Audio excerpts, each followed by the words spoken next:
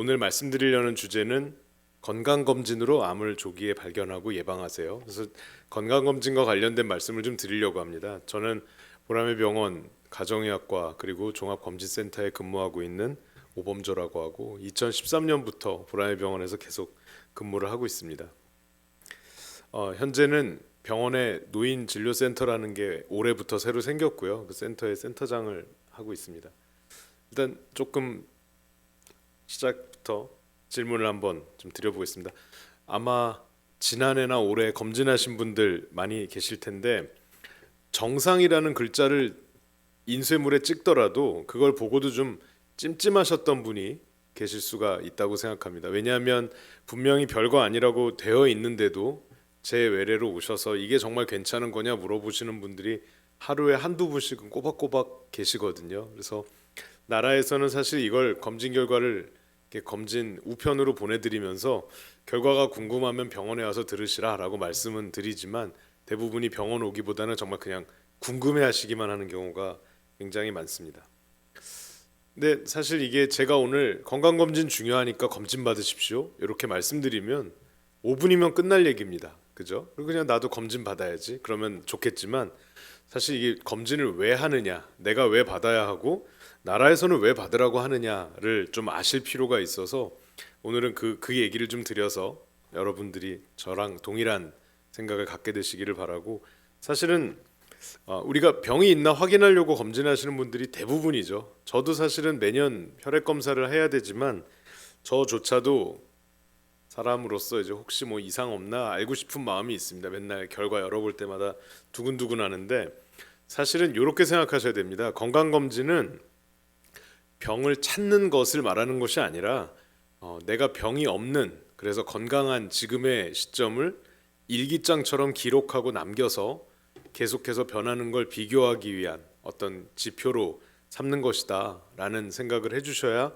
우리가 검진을 열심히 받으려고 하지, 사실은 어떻게 생각하면 배가 아픈데 혹시 내가 위암인가? 방금 화면에도 계속 나왔잖아요. 그래서 배 아프니까 위암 같아, 검사 받으러 가야지. 그리고 내시경 하시면 그때부터는 검진이 아닌 거죠. 사실은 진단의 과정인 겁니다. 그냥 제가 좀 이렇게 허락받은 분의 케이스 하나만 먼저 말씀을 좀 드릴게요. 이분은 지금 현재 나이는 67세인 한 70세에 가까워진 분인데 이분이 60세가 되기 전에 있었던 일을 제가 허락을 받아서 좀 재구성을 해봤습니다. 이분 50대 초반일 때 얘기고요. 사실 여자분들은 별로 공감하지 못할 수 있지만 직장 생활 좀 오래 했었던 남자분들이라면 이런 분 본인과 비슷하다고 생각할 수도 있습니다. 그냥 그럭저럭 별 문제 없이 살아왔는데 내가 지금부터 환자라니, 이제 이런 얘기입니다. 이분 20대 초반부터 담배 폈고요.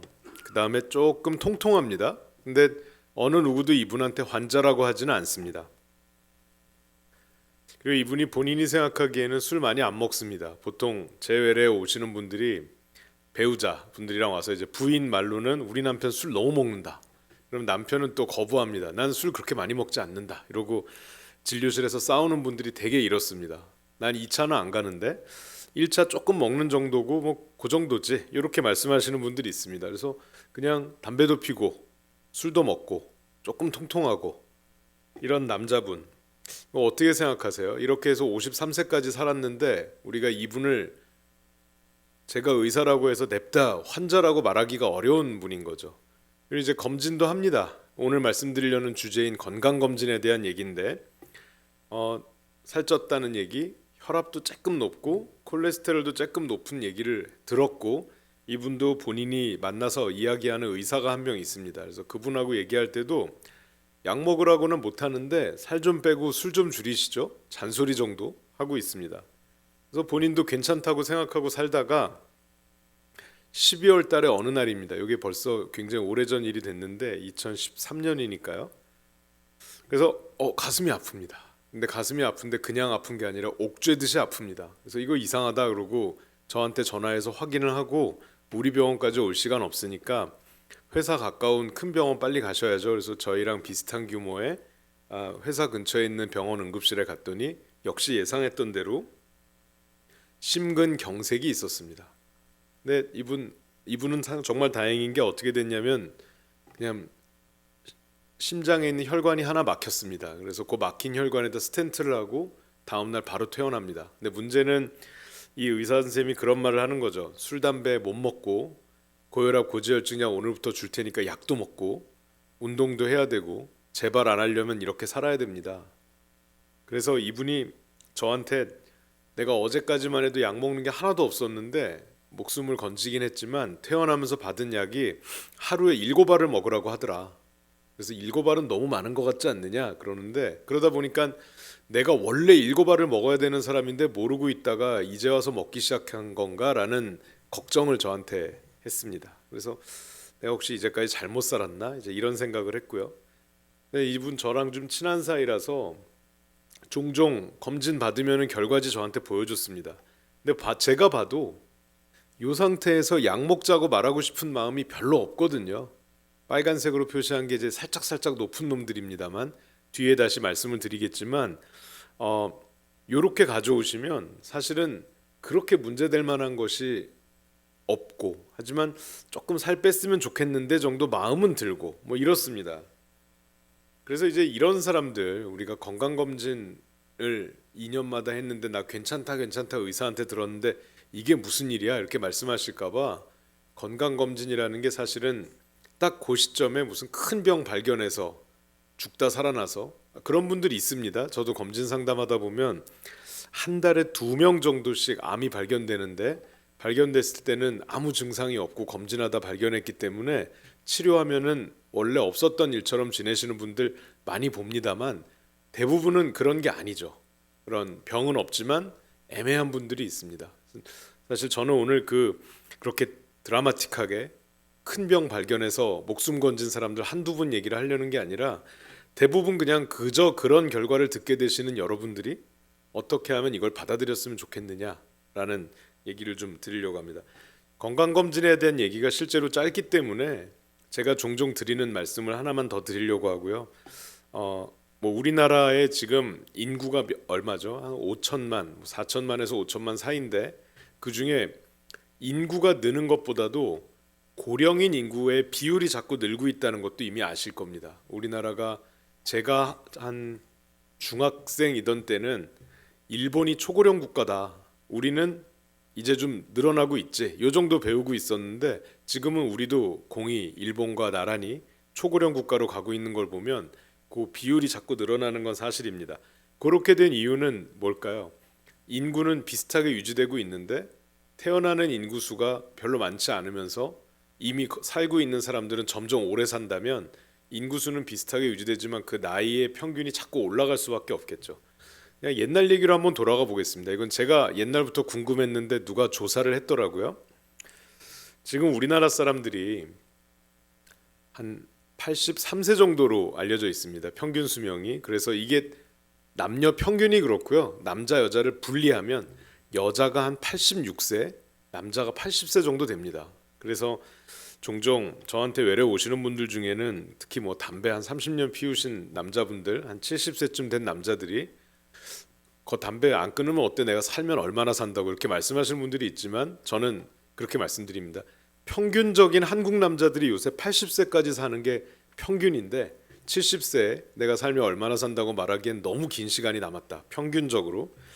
그래서 한국 사람들이 이제 80대를 당연하게 생각하는 게 일반적이 됐죠. 그러니까 솔직히 말씀드리면 제가 중학교 때만 해도 누구네 집 할머니 70세 돌아가셨다 그러면 할머니니까 70세 돌아가시지 그랬는데, 요즘은 그렇게 생각하는 사람 거의 없습니다. 70세 할머니 돌아가셨다 그러면 그렇게 빨리? 이렇게 물어봅니다. 한 30년 사이에 우리나라가 이렇게 변했고, 그럼 좀 한 500년 전으로 돌아가서 100년 전까지도 이제 조선이었잖아요. 그래서 조선시대 600년 역사를 통틀어 그 27명의 왕들이 몇 살이나 살았나를 알아봤더니 50세가 안 됩니다. 제일 좋은 거 먹고 제일 좋은 집에서 사는 왕도 제 나이면 슬슬 죽을 준비를 해야 되는데 근데 이거는 사실 함정이 좀 있습니다. 조선시대 사람들이 왕이 47살밖에 못 살다니 그럼 일반 국민들은 뭐 한 20살에 죽나 이렇게 오해를 했는데, 오늘의 핵심은 건강검진이니까 제가 안 가져왔습니다만 왕이 오히려 스트레스를 많이 받아서 그런지 저 정도밖에 못 살고요. 제일 오래 사는 사람들은 양반들이었습니다. 그리고 더 오래 사는 사람들이 있는데 그건 내시들이었고요. 그래서 오늘 말씀드리려는 핵심과는 좀 거리가 멀어서, 근데 지금의 대한민국은 80세를, 그러니까 왕이 아니어도 그냥 우리가 다 그 정도 옛날 사람의 한 2배 가까이 사는 게 당연해진 세상을 살고 있고, 놀랍게도 우리나라의 고령화 추세는 전 세계가 다 코로나가 유행했던 3, 4년 사이에 꺾였었습니다. 전 세계가 다 비슷하게 쭉 오래 사는 평균이 있다가 코로나 이후에 한번 뚝 꺾여서 평균 수명이 한 2, 3년 정도 다 다른 나라들이 깎아먹었는데, 우리나라는 그 시기조차도 조금 계속 늘어나고 있었습니다. 그래서 한국이 지금 그래도 한 2000년대 초반에는 이제 드디어 전 세계 평균을 따라잡았다는데, 이젠 그게 아니라 웬만한 나라보다 더 오래 사는 나라로 되어 있고요. 여성은 거의 최상위권, 남성은 최상위권보다는 조금 덜하지만 그래도 제법 오래 사는 게 이제 기본값인 나라로 가고 있습니다. 근데 사실 건강검진과 조금 관련해서 말씀드리려고 제가 이런 자료를 가져왔는데, 그럼 우리가 한 남자 80세, 여자 86세가 그냥 기본값이라고 생각한다면 그렇게 오래 살고 점점 오래 살고 있는데 뭐가 그렇게 문제지? 이렇게 생각하지만, 사실 우리나라에서 굉장히 안 좋은 지표가 하나 있습니다. 그 방금 말씀드린 나이, 그러니까 평균 수명이 83세다라고 하는 건 사망에 이르렀을 때의 생물학적 나이를 말하는 것이고, 우리가 원하는 건강한 삶, 그러니까 오늘 이렇게 다 잘 자고 잘 먹고 척척척 걸어와서 이렇게 앉아서 강의를 들을 수 있는, 그러니까 내가 건강한 삶을 영위할 수 있는 나이를 따로 계산합니다. 그래서 뭐 얼마가 될지 모르겠지만, 사실 저희가 그죠? 밖에 나가서 차 사고로 갑자기 사망하지 않는 다음에야 어떤 병에 의해서 어느 정도 기간은 고통을 받다가 사망하게 될 거라는 건 예상이 가능합니다. 근데 우리나라 사람들이 그 기간을 좀 합쳐 보니까 질병으로 고통받다가 사망에 이르는 시간이 꽤 긴 나라입니다. 그러니까 오래 사는 건 좋은데 우리가 원치 않는 그 오래 사는 기간이 좀 꽤 긴 나라라는 게 좀 문제입니다. 이게 무슨 말씀이냐면, 한 10년 전에 우리나라 사람들이 80세 정도가 평균 수명이었어요. 10년, 15년이 지나서 지금 83세까지 늘었습니다. 그러면 한 12년 동안 3살 정도니까 1년에 한 0.3, 한 3, 4년에 한 살씩 계속 늘어납니다. 우리나라 사람들의 평균 수명이. 그런데 문제는 요 초록색 막대기요. 초록색 막대기가 그걸 말합니다. 내가 지금 이 상태 정도의 건강 상태로 쭉 지낼 수 있는 나이를 건강 나이라고 부르고요. 생물학적으로 숨을 거두는 나이가 이제 생물학적인 나이가 될 텐데, 그 차이가 더 벌어졌습니다. 그러니까 목숨이 붙어 있는 시간은 3년쯤 늘어났는데 건강하게 사는 기간은 오히려 줄어들었어요. 그게 문제입니다. 그래서 요 부분, 그래서 우리나라 사람들의 평균적인 우리나라 사람들은 80에서 85세 사이에 어느 시점에 돌아가시겠지만 그 전에 10년이 넘는 기간을 병치레로 쓰다가 사망한다. 이제 이렇게 단순하게 그려놓으면 굉장히 또 안 좋은 내용을 말씀드리게 되는 거죠. 그래서 실은 이제 건강검진에서 오래 살고 뭐 이런 얘기를 해야 되는데, 그러려면 필연적으로 한국 사람들이 뭘로 사망하게 되느냐를 한번 짚어봐야 되는데, 뭐 여러분들 모두 아시는 내용이지만 암이 1등입니다. 암이 1등인 건 조금 반칙이죠. 전신에 생기는 모든 암을 하나로 뭉쳐놨기 때문에 암이 1등인 거는 좀 밖으로 빼고, 그 다음 문제가 심근경색이죠. 아까 사례에서 말씀드렸던 남자 50대 남자가 심장마비, 만약에 제때 치료를 못 받았으면 돌아가실 수도 있겠죠. 그 다음이 뇌혈관 질환이 있고요. 그러니까 중풍. 그 다음이 폐렴이 있습니다.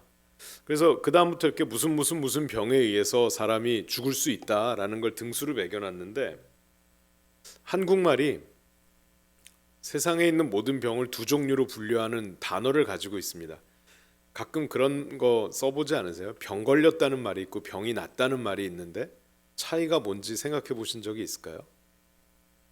그래서 예전에는 잘 생각을 안 해봤지만 제가 요런 우리나라 사람들의 사망 원인을 정리하다가 요 단어가 생각이 났습니다. 감기 걸렸다고 하세요? 감기 났다고 하세요? 그죠? 감기는 걸렸다고 합니다. 그 다음에 뭐 병이 들어서 또는 병이 나서, 뭐 그래서 이제 병이 났다라고 말하는 종류는 고혈압이나 당뇨 같은 게 있겠죠. 이게 무슨 차이가 있냐면 외부에서 들어온 놈을 걸렸다라고 하죠. 그래서 이제 병이 걸린 놈들이 뭐냐면 이 시기에 유행하는 코로나 또는 폐렴, 뭐 인플루엔자, 독감 또는 뭐 요새 유행하는 그런 많은 뭐 대상포진 이런 것들입니다. 그래서 밖에서 들어오는 병에 의해서 갑작스럽게 사람이 변하게 되고 위험할 수 있는 게 있습니다. 요건 예방 접종으로 막는 부분이기 때문에 제가 오늘 말씀드릴 내용은 아닙니다. 무슨 예방 접종 하시면 효과가 있지. 이제 이런 거는 병이 걸렸다의 영역이고요. 제가 말씀드리려는 건 병이 낫다에 대한 내용입니다. 그래서 젊었을 때부터 멀쩡해 보이지만 뭐 술, 담배 좋아하고 먹는 거 이렇게 좀 절제 덜하고 운동 안 하고 이렇게 살다 보면 30년, 40년 지나서 암에 걸릴 수도 있고 당뇨가 생길 수도 있고 심장병에 걸릴 수도 있다. 그래서 이런 게 이제 내 몸의 안에서부터 병이 나는 거죠. 그래서 그런 거를 우리가 생활습관 병이라는 단어로 부릅니다. 그래서 건강검진에 대한 얘기는 계속 뒤로 미루고 있는데 오늘 오신 김에 요 단어 하나만 알고 가시면 좋겠습니다. 우리가 원하는 건 건강하게 오래 사는 거잖아요. 그러니까 뭐 생물학적인 수명보다는 들어 누워 있는 기간 없이 건강하게 오래오래 살고 싶은 욕심이 있습니다. 요거 뭔지 아시는 분 있으세요? 이건 사실 퀴즈로 내도 대답하실 분이 없어서 제가 대신 말씀을 드리겠습니다. 청려장이라고 부릅니다. 일종의 지팡이인데 그냥 지팡이가 아니고 올해가 2026년이잖아요. 청려장은 이미 올해 몇 개가 만들어져서 주인공들한테 배달이 됐습니다. 나라에서 만들고요. 올해 말쯤 되면 내년 2027년을 앞두고 나라에서 뭘 하냐면 1927년에 태어났는데 사망 신고가 안 들어온 분들의 숫자만큼 방망이를 깎아서 2027년 1월이 되면 그분들한테 갖다 줍니다. 그러니까 이건 나라에서 인정하는 100살까지 살았다는 징표입니다. 그래서 이 방망이를 만드는 회사가 전국에 한 개밖에 없기 때문에 나라의 주문을 받아서 이 방망이를 깎는 애들한테 올해는 몇 개나 주문을 받았니? 이렇게 물어보면 우리나라의 100번째 생일을 맞는 사람이 몇 명인지 알 수 있습니다. 요 사장이 나와서 인터뷰하는 걸 제가 들었는데 요즘은 1년에 1,500개 정도를 만든다고 합니다. 그러니까 1926년에 태어났던 분들 중에 1,500명 정도가 100번째 생일을 맞이하게 되는 거죠. 그래서 부럽다. 이분들 100살까지 살았구나. 1,500명쯤 있습니다. 작년에 그 전해도 1,500명쯤 있었고요. 계속 그랬는데 그래서 이제 그분들 불러다가 물어봤습니다. 어떻게 하면 이렇게 오래 사십니까? 그런데 조금 이제 슬픈 거는 우리가 따라할 수 없는 건 우리 사실은 우리 엄마 아빠도 100살까지 살았지. 그래서 유전자가 무시무시하다라는 거고 근데 유전은 우리가 어떻게 할 수가 없으니까 최대한 오래 살아서 100살 산 분들의 다른 특징을 찾아보니까 절제된 식생활이 제일 중요했습니다. 많이 먹지 않고 똑같은 시간에 먹는 분들이 가장 중요한 핵심적인 생활 습관이 있었고 그 규칙적인 생활도 규칙적인 식생활과 맞물려 있죠. 그다음에 이제 낙천적인 성격 뭐 이런 것들이 있었습니다. 사실은 장수의 비결을 좀 확인해 보려고 막 피 검사도 하고 그래 봤는데 아직까지도 단서를 못 찾고 있습니다. 그래서 약간 이렇게 뜬구름 잡는 얘기만 좀 드리고 있는데 한국에 100살까지 사는 사람들은 매년 1,500명씩 나온다. 다만 뒷얘기가 하나 더 있는데 1,500명한테 그냥 갖다 주는 게 아니라 그 사람이 살고 있는 구로 갖다 줍니다. 저는 영등포구에 살고 있거든요. 제가 만약에 100번째 생일이 되면 나라에서 영등포 구로 지팡이를 갖다 줄 겁니다. 그럼 영등포구에서는 저희 집으로 편지가 올 겁니다. 100살 살았으니까 지팡이 가져가시오. 그러면 이제 제가 가서 받아와야 되잖아요. 지팡이를 수령한 사람을 찾아보니까 1,500명 중에 본인이 와서 가져간 사람은 600명밖에 안 되는 걸로 알려져 있습니다. 900명은 뭐냐면 본인은 요양원 같은 데 누워 있는데 자식들이 와서 가져갔을 겁니다. 그래서 실은 그때 태어난 사람이 몇 명인지 모르겠지만 1,500명은 굉장히 적은 비율인데 그 적은 비율조차도 절반도 안 되는 사람만 척척척 걸어와서 방망이를 가져갑니다. 그래서 사실 오래 살고 건강한 거는 힘들다. 나라에서 챙겨주는 문제가 아니라 이제 본인의 복인데 저는 그 중에서도 뭐 감염병에 의해서 어떻게 되는 거는 예방접종의 차원이라서 다 빼고 나머지 문제들을 어떻게 하면 좀 더 잘 찾아볼 수 있을까? 그래서 고칠 수 있는 걸 좀 고쳐서 그리고 가장 오래 건강하게 살 수 있는 방법을 생각해 보기로 하는 것을 목표로 하는데 그 중에 중요한 부분이 건강검진이기 때문에 말씀을 드리려고 하고 국가에서 시행하는 건강검진을 기준으로 말씀드리겠습니다. 저희 병원도 검진센터가 있고요. 전문건설회관 15층에 내리시면 나라에서 받으라는 검진 통보를 받은 분들이 검진을 받는 곳이 그러니까 공간을 반으로 쪼개놨습니다. 같은 층을 국가건강검진을 받는 분들이 절반 나는 국가검진 항목에 더해서 뭘 더 받아보고 싶어라고 하는 분들을 위한 일반 종합검진센터가 나머지 절반의 공간을 반반 나눠서 쓰고 있습니다. 일단은 국가에서 하는 검진을 잘 챙겨서 한다는 전제하에 무슨 검사를 더 하면 좋을까를 말씀드려야 될 것 같아서 나라에서 하는 검진을 제대로 좀 알고 계셨으면 좋겠습니다. 그래서 나라에서 하는 건강검진에 대해서 조금 오해가 있으신데 저한테 이런 질문을 굉장히 많이 하십니다. 나라에서 2년마다 검진하려는데 그 검진 안 하고 있다가 만약에 병 걸리면 나라에서 보험 급여를 안 해준다더라. 거짓말입니다. 그렇진 않습니다. 그렇진 않은데 특히 직장이 있는 분들한테는 불리하게 작용할 수는 있습니다. 저도 사실 이게 제 전문은 아니지만 40세 정도 되는 젊은 남성이 회사에서 급사했습니다. 당직을 서다가 그냥 앉은 채로 사망을 했는데 그러니까 이제 유족들은 이건 산업재해다.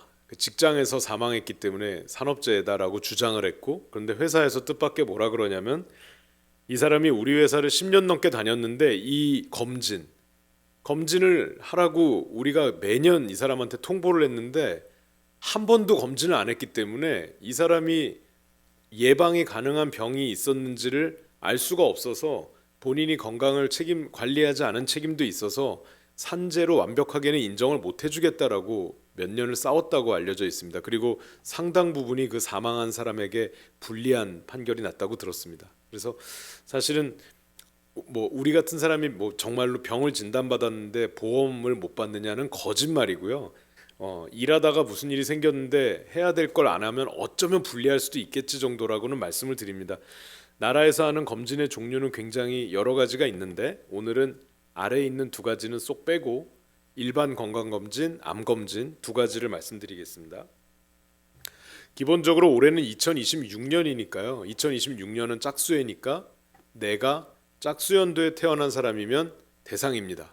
아마 우편물 받으셨을 거고요. 저도 이미 받았고요.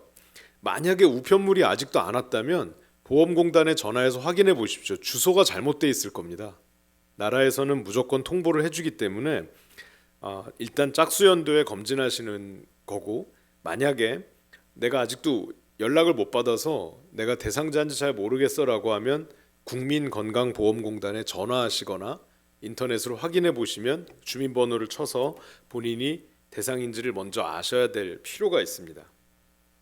그래서 국가건강검진 뭐 하느냐 이미 다 해보셨으니까 아시겠지만 기본적으로 검진하러 오시는 날 키랑 몸무게 재죠. 허리둘레 잽니다. 그다음에 그걸 통해서 얼마나 비만한가를 알려드릴 거고요. 혈압도 재고요. 시력도 재고 청력도 잽니다. 그다음에 엑스레이를 한 장 찍죠. 왜 찍죠? 우리나라에 결핵이 굉장히 많았었고요. 폐암이 자꾸 늘고 있죠. 그래서 그 두 가지를 요 엑스레이를 통해서 미리 좀 걸러보기 위해서 찍습니다. 그다음에 여러 가지 혈액 검사를 합니다. 그 안에 뭐가 들어있는지는 뒤에 말씀드릴 거고요. 소변 검사도 합니다. 그래서 일반적으로 2년에 한 번씩 대한민국 국민이라면 대상자가 됐을 때 병원을 한 번 들리시면 이 모든 좌측에 있는 항목을 다 시행하는 데는 1시간도 안 걸릴 겁니다. 근데 40세 이상이라면서 여기 계신 분들 대부분이 여기에 해당이 되겠죠. 그러니까 여성 자궁경부암은 20세부터 검사를 하기 때문에 아주 젊을 때부터 시작합니다만 나머지 검사들은 40세부터 시작합니다. 암에 걸릴 수 있는 위험한 나이를 중년 이후로 설정을 했기 때문에 40세 이후에 짝수연도마다 위내시경을 받게 되실 겁니다.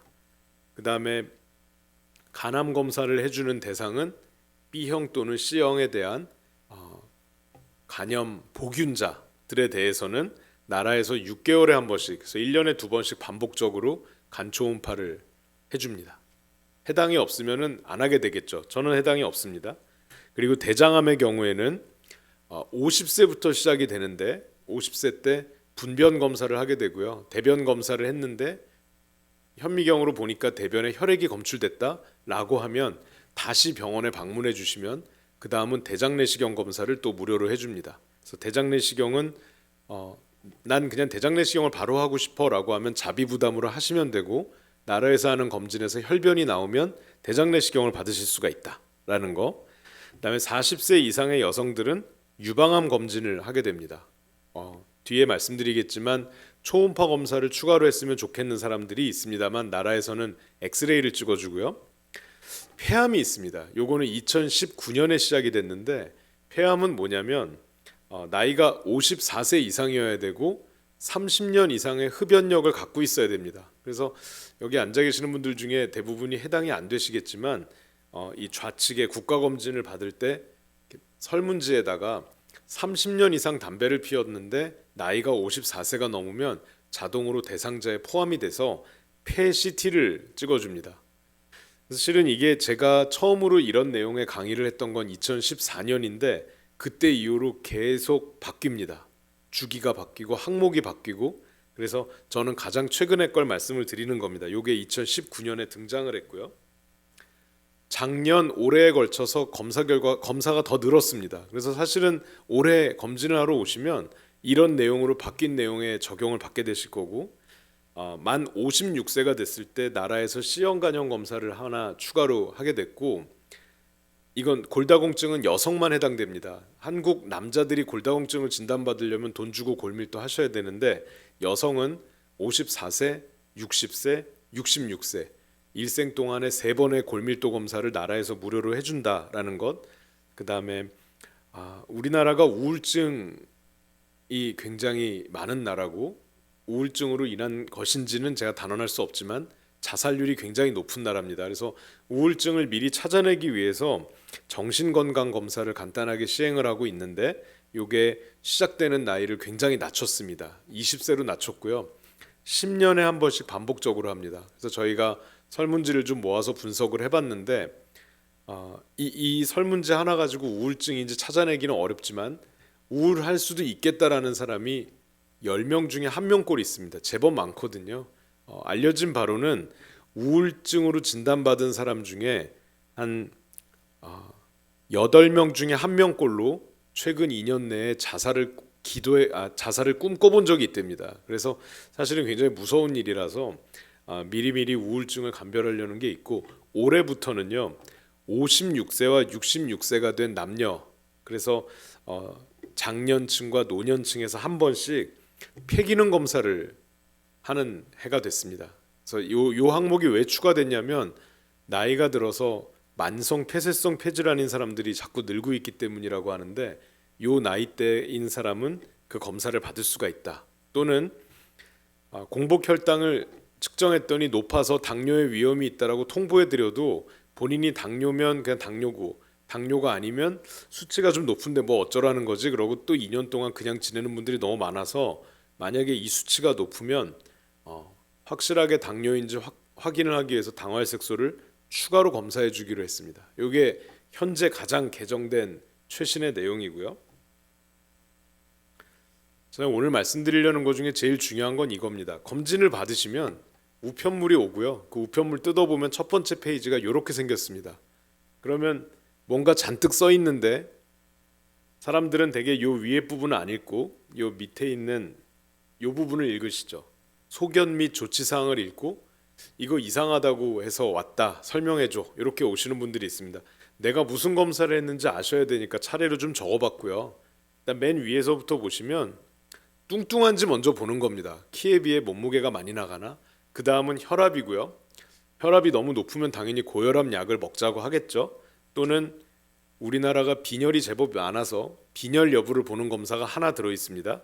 그 다음에 당뇨도 계속 늘고 있기 때문에 공복 혈당만 봐드립니다.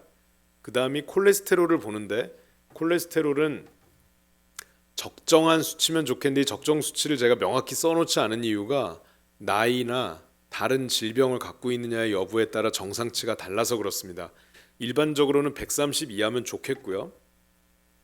그 다음에 간 기능에 우리나라가 관심이 많아서 혹시 술 먹으면 올라가는 간 수치나 일반적인 간 수치들 세 가지를 다 봅니다. 이것도 반복적으로 2년마다 봐주고 있는데 이런 수치들이 일시적으로 딱 요 결과만 보시고 어떻구나 내가 지금 어떠하니까 병원 가볼까 이렇게 생각하시기보다는 아까 제가 처음에 말씀드린 내용을 어디까지 기억하시는지 모르겠는데 이전의 검진 결과와 비교하는 게 중요합니다. 여기에는 이 결과지에는 이전 검사치가 없기 때문에 그거를 지난번 거를 갖고 계시면 비교를 근데 앱을 통해서 국가에서 관리하는 앱에서는 그걸 볼 수가 있는 걸로 알고 있는데 사실은 저건 일종의 그래서 일기장 같은 거죠. 2026년의 검진 결과가 이런데 내가 과거에는 어쨌지? 이런 걸 비교하는 게 굉장히 의미가 있다는 겁니다. 요건 제가 한번 개인적으로 질문을 제가 지금 검진 항목이 뭐뭐뭐뭐 있다고 쭉 말씀드렸는데 어떤 것 하나 하시면 그 암으로 인한 사망률을 절반 이하로 낮출 수 있는 검사가 있습니다. 뭘까요? 네. 네, 누가 대답하셨어요? 네. 감사합니다. 이따가 제가 작은 선물 하나 드릴게요. 실은 귀찮아도 꼭 해야 되는 검사라고 힌트를 드리려고 했는데 바로 답이 나와서 실은 위내시경이요. 저도 그렇습니다. 40세 이후로 저는 저희 병원에서 그냥 동료 소화기내과 교수한테 받고 있는데 자꾸 날짜를 미루게 되죠.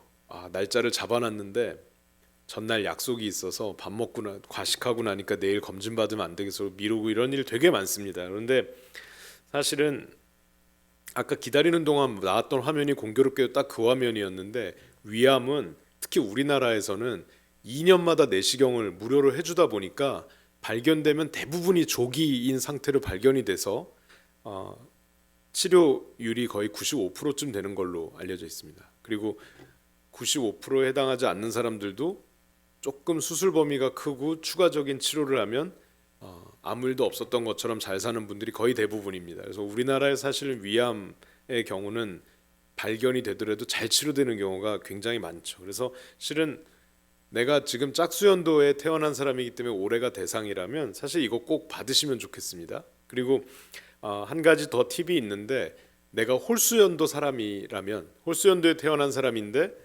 작년 2025년에 검진을 안 했다면 그죠? 근데 지금은 짝수연도니까 보험공단에다가 전화를 해서 얘기를 하면 됩니다.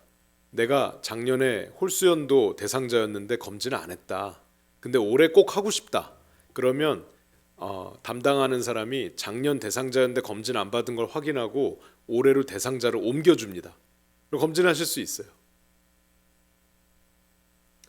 그래서 실은 건강검진이 중요하다는 얘기를 하고 있는데 여기까지는 사실입니다. 그냥 이런 강의 안 들으셔도 인터넷 뒤져보면 나오는 정보입니다. 국가검진 하라더라.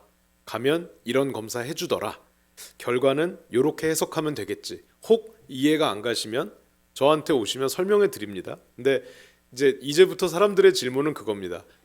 국가검진이 생각보다 조금 항목이 부족해서 내가 좀 돈도 있고 아니면 자식들이 챙겨준다는데 나 무슨 검사하면 좋아요? 이 질문 되게 많이 하십니다.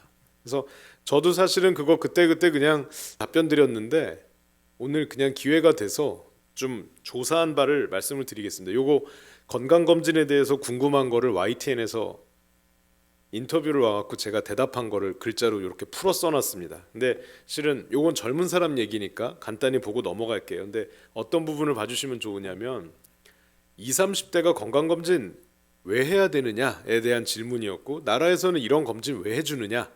사실은 나라에서 하는 검진 항목이 좀 적어 보이지만 2년마다 자꾸 하는 이유는 그 항목들 빈혈, 간 기능 이상, 콩팥 이상, 고혈압 이런 것들은 실은 놓치면 안 되고요. 놓치더라도 늦게라도 발견했을 때 빨리 뭔가 조치를 하면 굉장히 성적이 좋은 것들을 골라놓은 겁니다. 그러니까 예를 들면 우리가 세상에 위험한 병을 다 건강검진으로 때려 넣어서 전 국민을 반복적으로 검사를 하겠다. 예를 들면 그런 거죠. 사실은 췌장암에 대해서 사람들이 엄청난 공포가 있습니다. 근데 췌장암은 발견하기 힘들기 때문에 불안함에 매년 반복적으로 복부 CT를 받고 싶다고 오는 분들이 있습니다. 제가 계속 달래서 매년 하실 필요 없다고 말씀드리지만 그런 분들이 정말로 있는데 이제 그런 분들은 이런 생각을 하는 겁니다. 내가 췌장암 걸리는 게 너무 불안하니까 그냥 매년 CT 찍으면 안 되나? 이렇게 생각하십니다. 근데 실은 나라에서는 왜 이런 항목을 안 넣어주느냐? 그런 겁니다. 그러니까 놓쳐서는 안 되겠지만 발견했을 때 즉각적인 치료를 들어갈 수 있는 놈이냐를 생각해 보면 사실은 그런 굉장한 희귀 종류의 암은 사실 이렇게 모두 포함시키기가 어려운 거죠. 나라에서는 빈혈 발견했고 빈혈약 먹으면 금방 좋아질 것 같고 고혈압도 그렇습니다. 그래서 놓치면 곤란한데 찾아냈을 때 즉각적으로 치료가 가능한 병이냐를 골라서 조금씩 넣어주는 거거든요. 아까 말씀드렸던 뭐 폐 질환이나 C형 간염도 그런 연장선상에서 뒤늦게 늘어나는 것들입니다. 그래서 나라에서는 이런 것들을 챙겨준다. 아주 일반적인 대한민국 국민을 대상으로 놓쳐선 안 되는 병을 챙겨주는 게 국가검진이니까 종목이 허술해 보이더라도 빠져서는 안 되는 질환들이기 때문에 2년마다 검사한다라고 일단은 우리가 합의를 보고 그 다음 얘기를 해나가는 겁니다. 그러니까 더 중요한 거는요. 내가 이번에 검진을 했더니 혈압이 150이 나왔는데 이거 고혈압인가? 이렇게 물어보시면 사실 제일 현명한 답변은 이전에는 어떠셨어요? 이게 더 중요합니다. 검진 온 날 혈압이 유난히 높았을 수도 있지 않습니까? 잠 좀 덜 잤거나 뭐 혈압이 올라갈 만한 스트레스 상황이 있었는데 쟀더니 한 번 높았던 사람한테 이거 고혈압 약 먹어야지 이렇게 하면 이분이 약을 열심히 먹다가 저혈압이 왔다는 경우도 볼 수 있기 때문에 사실 더 중요한 건 꾸준히 받았는데 지난번 수치가 어땠느냐를 비교하는 게 좋습니다. 그리고 비만 나쁘죠. 우리가 뭐 뚱뚱해지면 큰일 날 것처럼 얘기하는데 사실 더 중요한 건 2, 3년 사이에 체중이 큰 폭으로 빠지거나 늘었다가 다시 이렇게 쪘다 빠졌다를 반복하는 사람이 오히려 좀 통통하더라도 일정하게 유지하는 사람들보다 훨씬 안 건강하답니다. 그래서 내가 뚱뚱하니까 당장 살을 홀쭉하게 빼야겠어 10kg를 뺐는데 다시 요요가 오고 또 홀쭉하게 뺐다가 이렇게 하면 사실 건강을 해치는 것일 수도 있기 때문에 이전 검사 수치와 비교를 좀 해나가실 필요가 있고 질문이 제일 많은 건 그겁니다. 그 검진 항목 제일 밑에 의견에 재검 필요 이렇게 써 있는데 재검이라고만 써 있으면 무조건 나쁜 병이냐? 그렇지 않다는 겁니다. 병원에 한번 오시라는 건 대부분 큰 병이 아니겠지만 확인은 한번 필요하니까 다시 한번 와달라고 얘기하는 거지 재검이라는 단어를 굉장히 심각하게 받아들이실 필요는 없고요. 특히 단백뇨가 나왔으니까 콩팥이 망가졌나? 이렇게 물어보는 분들도 많은데 검진하시려고 전날부터 쫄쫄 굶어서 몸이 탈수가 된 상태에서 소변 쥐어짜면 그런 경우 되게 흔합니다. 그래서 물 많이 먹고 재검하면 정상인 거 확인시켜드리고 보내드리는 경우도 많고요. 실은 우리가 지금부터 말씀드릴 게 조금 중요합니다. 그래서 우리가 내 돈 주고 검진 좀 더 해야 되면 뭐가 필요하냐 물어보는 분들 되게 많아서 가족력이라는 말을 좀 해야 되는데 우리 집에 암 환자가 있어서 나도 그 암이 걱정되라고 하는데 그게 누군데요? 물어봤더니 우리 남편. 이러면 곤란합니다. 남편은 남이에요. 그죠? 혈연으로 연결된 사람을 뜻합니다. 그러니까 예를 들면 제가 우리 아빠, 우리 할아버지 아니면 내 형제 이런 사람 중에 동일한 질환을 가진 사람이 2명이나 이상이 있으면 조금 걱정할 수 있습니다. 그러니까 예를 들면 뭐 아버지나 그렇지 않더라도 뭐 우리 큰아버지가 대장암이었는데 근데 내가 우연히 검진을 하다 보니까 용종이 한 10개쯤 발견됐다 그러면 아마도 저는 내년에 또 대장내시경을 하게 될 겁니다. 그러니까 이런 식이지 좀 이렇게 혈연 관계가 아닌 사람을 가족이라고 묶어서 오해하시면 좀 곤란하고 그래서 근데 그런 가족력이라 하면 직계 가족 중에 그런 사람이 있을 때를 말하는데 그런 사람들 중에 가족력이 있을 것으로 알려져 있는 암 종류가 있기 때문에 그런 암이 있는 경우는 국가 검진으로 충분하지 않다면 추가 비용을 낼 수도 있겠다. 그래서 그거를 뭐라고 제가 생각했냐면 국가 검진을 일단 열심히 받되 가족력에 따라서 고려를 하는데 요거는 뒤에 다시 말씀드리겠습니다. 이제 젊은 나이에는 우울증 놓치지 말자는 거, 그다음에 나이가 들었을 때는 사실 내가 80세면은 검진 안 해도 되지 않냐 이렇게 물어보시는 분도 가끔 있습니다만 사실은 건강한 생활을 유지하기 위한 쪽으로 검진에 초점을 좀 맞추실 필요가 있어서 그런 분들은 보통 골다공증을 좀 보라고 말씀을 드리고요. 근데 더 중요한 건 암 검진을 꼭 하셔야 되는 사람들이 있습니다. 꼭 해야 되는 때가 있고요. 그래서 저는 대장 내시경을 50세부터는 특별한 문제가 없으면 5년에 한 번씩 하라고 말씀을 드리는데 나라에서는 2년마다 대변 검사를 해줍니다.